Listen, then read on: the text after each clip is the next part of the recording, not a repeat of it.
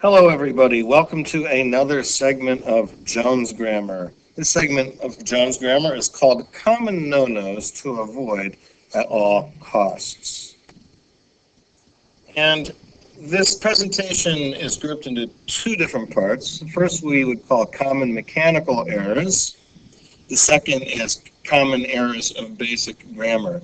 Now, by common mechanical errors, we mean things that aren't really associated with grammar, like capitalization and apostrophes and various mistakes having to do with words.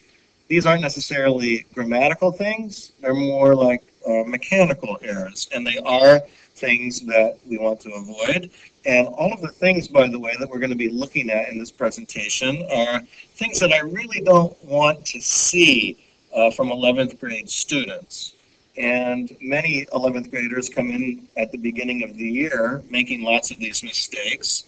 And it's at this point that we really want to try avoiding these mistakes, because these are the kind of mistakes that you are expected not to be making when you go to college and you have your freshman writing class and other classes like that.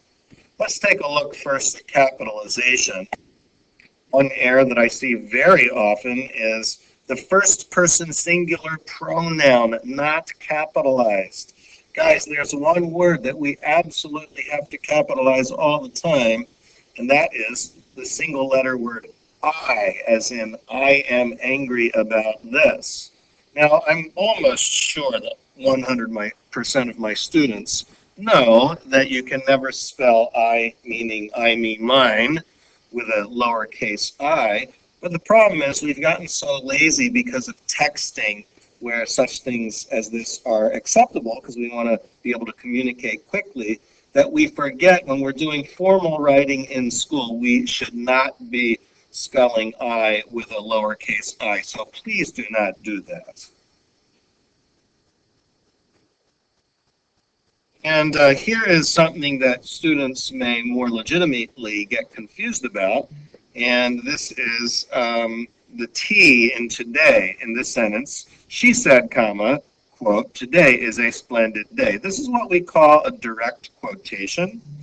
And the first letter inside the parenthesis in a direct quotation that is preceded by a comma needs to be capitalized. And that would be in contrast to when we are only quoting one word or perhaps a phrase that somebody has said, as in the sentence, she said that the day was splendid, right? In this sentence, splendid, we don't capitalize. In fact, it would be incorrect to capitalize it. So once again, if you don't have this particular rule down yet about how we go about capitalizing when we're quoting, then please get solid on this. It's very important. Finally, we talk about capitalization in titles. Students make lots of mistakes capitalizing titles, and the rule is you capitalize all words in a title except for the articles. What are the articles? Those are those three little words, an, and the. And also, we do not capitalize coordinating conjunctions. Those would be the fanboys, and the ones we see mostly in titles would be and. Possibly, sometimes we would see or. But it's really and that's the biggie there. And then prepositions that are under 5 letters in length, we do not capitalize either. Here are some movie titles. You can't take it with you. You see in that title, the word with is not capitalized.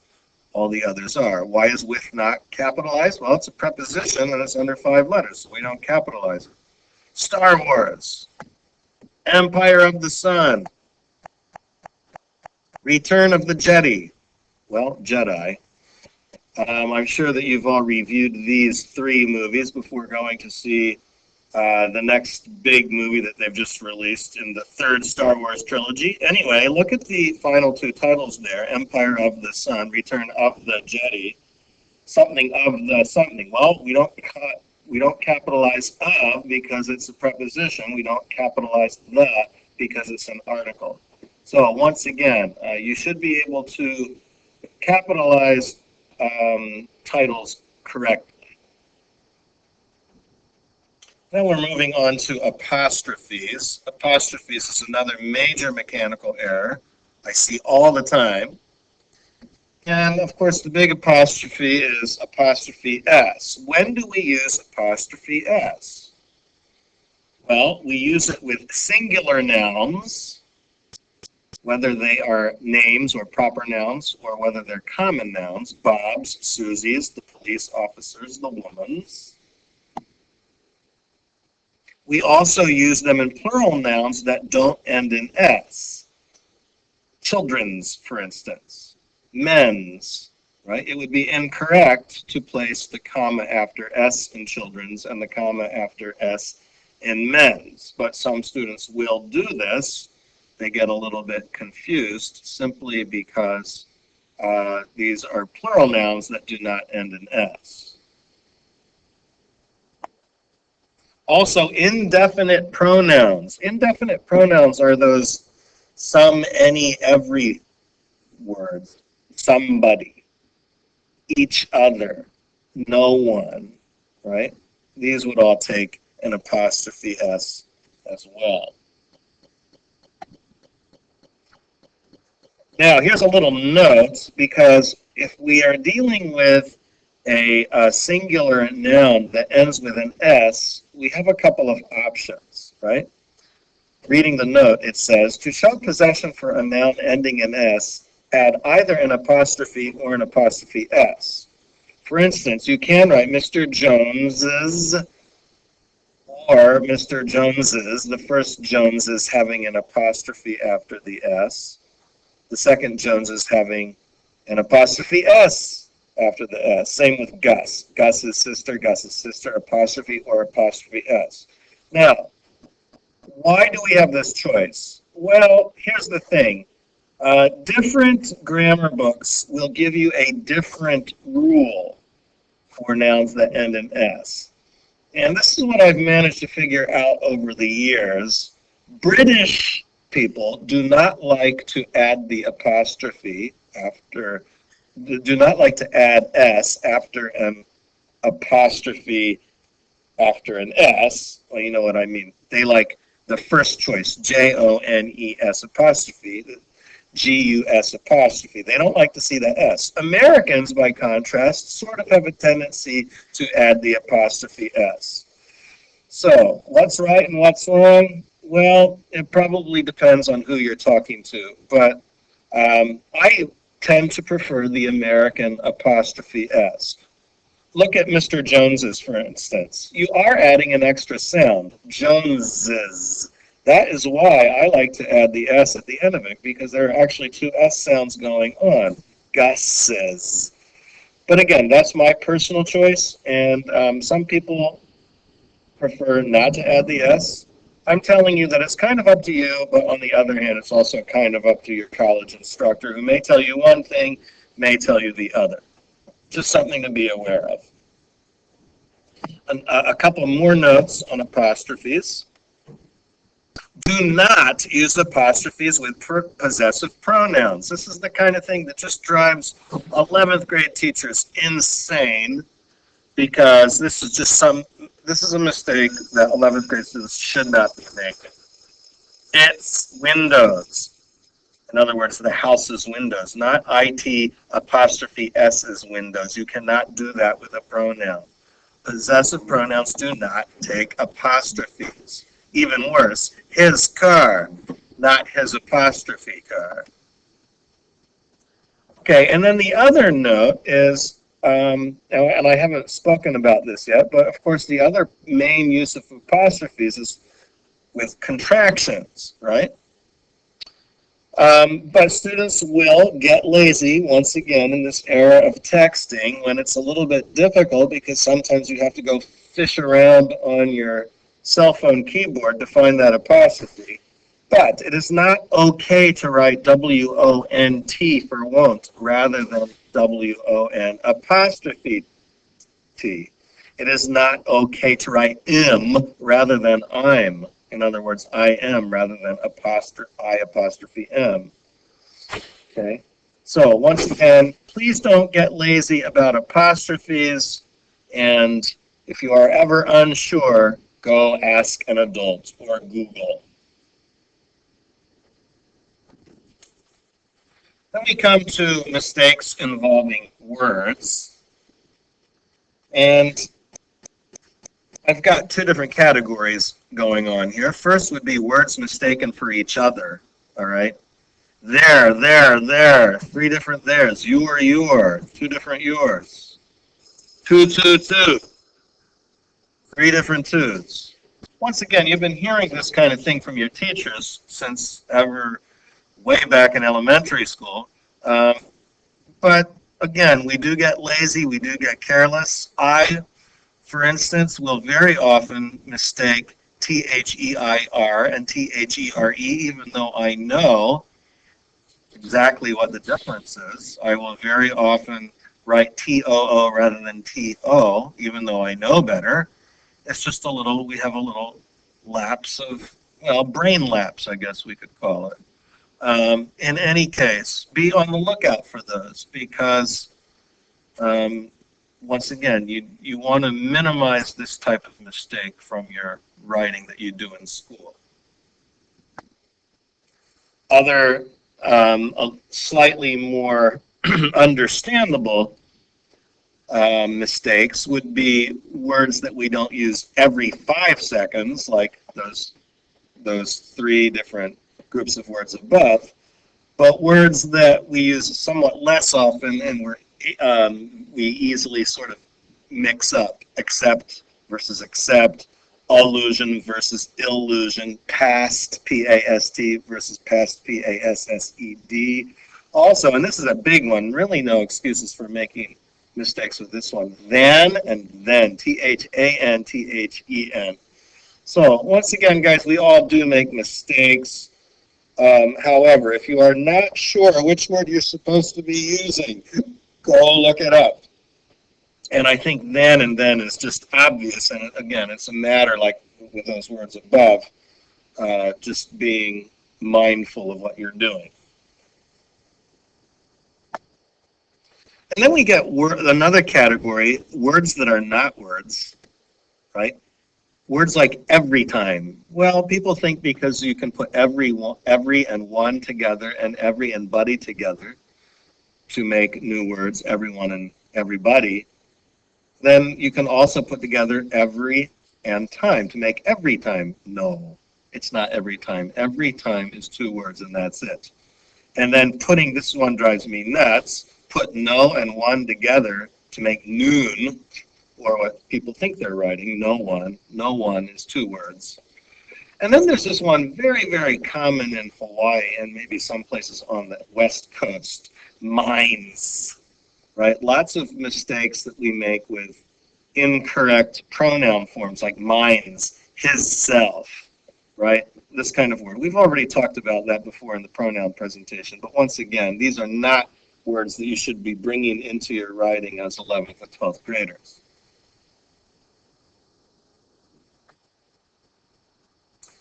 Oh, and this is also a big one. Could of and should of. Guys, there is no such thing as could of or should of. The correct wording should be could have, should have. And I think what very often happens is that we contract these. So what should be written out as C-O-U-D apostrophe V-E, for instance, could have, becomes could of, 2 different words, and this is simply not correct. So be on the lookout for those as well. Okay, well, now we come to the second half of the presentation, and this is where we get to common errors of basic grammar. All those things that you were looking at before, those aren't really grammar things, they're more like just basic mechanical things. Here we get into the most basic grammar errors that are made very, very frequently. And some of these will crop up in other presentations But I'm really putting them in this presentation just to alert everybody to the fact that I am really going to be on the lookout for these four very common errors that, once again, you guys as 11th graders really shouldn't be making anymore. The first would be fragments, and we'll talk about each of these in a minute. The second would be run-ons, and then we have tense switching, also subject-verb agreement, all right? And we'll talk about each of these. First, fragments. Now, there is a legitimate stylistic use of fragments. For instance, these sentences here. Mom told me we're going to Disney World this summer. Wow, can't believe it. Well, the last two sentences in this statement are fragments, right? Wow is just a single word.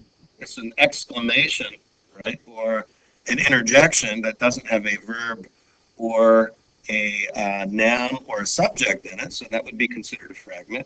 Can't believe it. Well, can't believe it has a verb. It doesn't have a subject. Well, who can't believe it?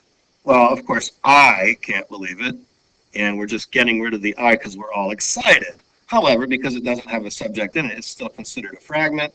But these are fragments that we are intentionally making. We know that they're fragments, right? And we speak like that all the time. And as long as we're conscious of what we're doing, there's no reason throwing some nice little fragments into our writing like that. Okay, but there's another category of fragment which is not so good.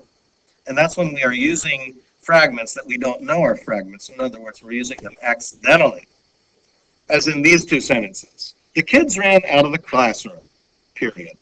Because the alarm went off, period. Right? This is just not right. That second, what looks to be a sentence, is not a sentence. It is a fragment. And here, the student simply doesn't know that it is not right to have these two sentences stuck together like this. Right? This really should be one sentence. The kids ran out of the classroom, no period, because the alarm went off. Now, this may seem very obvious to many of you. However, I get so many mistakes like this involving fragments from 11th grade writers, especially at the beginning of the year. So this is something that we need to be on the lookout for. Don't cut your sentence in half when you're going to produce a fragment if you do so. Now, we will talk about fragments and exactly what they are and have a nice definition in a further presentation. But in any case, start being on the lookout for these things. Also, if you have your grammar checker turned on, your grammar checker, your word processor should be catching things and underlining them in red. Moving on, run-ons. Run-on is basically the opposite of a fragment, and there are two types, or at least two types that I'm going to talk about right now. The first, in which there's no punctuation, as in this sentence, I love baseball, I watch every game on TV that I can. That is a run-on sentence. Or, we have played there before, no one has objected. That is missing a period, which is a typo. But in any case, this is also a run-on sentence. There's no punctuation in there, right? Ideally, these sentences are either two sentences, such as, I love baseball, period. I watch every game on TV that I can. Or at least they are combined into one sentence with something other than a period, such as a semicolon. Similarly, we have played there before, period, or possibly semicolon. No one has objected. And then we have what we call a comma splice. And that is when students think that they can solve the problem of the first run-on by simply inserting a comma, as in this sentence. I love baseball, comma, I watch every game on TV that I can. That is also not correct. Many students in 11th grade come into the 11th grade not knowing that is correct, but that is an incorrect use of a comma. And we will talk about in further lessons what we can do to clear that up. But just as a little sneak preview, the best way to fix this would be to do one of three things. Either turn that into two sentences with a period after baseball, or inserting a semicolon after baseball, which would make it a legitimate sentence, or keeping the comma, but adding an and after the comma, as in, I love baseball, comma, and I watch every game on TV that I can. That would legitimize the use of the comma. Same thing. We have played there before, comma, no one has objected. That is not cool. We could do three things. We could replace the comma with a period and then capitalize the end to make two sentences. Or we could replace the comma with a semicolon, which would make it legitimate. Or we could leave the comma in there and add and before no. We have played there before, comma, and no one has objected. That would be fine as well. Once again, we will, in a lesson in the future, after we are done talking about parts of the sentence and clauses and phrases, we will return to the question of correct punctuation and how, more specifically, to avoid run-ons and also fragments. Then we come to the matter of tense switching, right? And that is when we sort of randomly jump from one tense to another. So say from past to present, or possibly from present to future, right? When writing narrative, we want to avoid switching tenses between sentences and also within sentences. This is bad. The dog saw the cat, then they chase it, right? First half of the sentence we're in past tense, then suddenly the writer switches into the present tense. That is not good writing. A good sentence would be the dog saw the cat and then they chased it, just staying in the past tense. Another bad sentence, whenever I think of my grandmother, I would get sad. When we throw that would in there, it sort of gives it a past tense feeling, whereas the first part of that has a present tense feeling, so it's really not good. So in order to make this nice and cozy and everything, we would want to get rid of the would so that it reads, whenever I think of my grandmother, I get sad. Now, once again, I think when students are writing narrative, a lot of the problem is they just don't edit. And, you know, you've got a story going on in your head, and sometimes you're thinking of it as happening in the past, sometimes you're thinking of it as happening in the present. And it is legitimate to tell stories in the past tense as well as in the present tense. Sometimes we use present tense to relate stories that have happened in the past. However, what is not legitimate is sort of randomly toggling between past and present. And I think what normally happens is that students just don't bother to go over and reread their sentences out loud. And I think if they did that, they would immediately catch their tense switching and put an end to it. The final topic in this presentation is subject-verb agreements. In our first example, there was 2 turtles at the edge of the swamp. Why is this not correct? Well, there are 2 turtles in this sentence. We need a plural verb, right? And a plural verb for the be verb here is were. For the past tense be verb is were, not was. There were 2 turtles at the edge of the swamp. Second example, a grove of oak trees protect the house from the wind. Now, what's the problem there? What is the simple subject? What is the main noun of the sentence? It's grove, it's not trees. And grove, because it is singular, it requires a singular verb.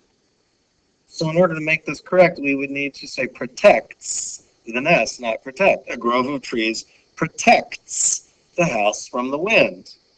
Why does this kind of thing happen? Well, because we have this phrase, a grove of trees, and there are two nouns in that phrase, and the first noun is singular, the second noun is plural, and then somehow we hear the S at the end of trees, and then we immediately want to put a singular verb after that. Trees protect. However, what we have to remember is that trees is the object of a preposition of trees.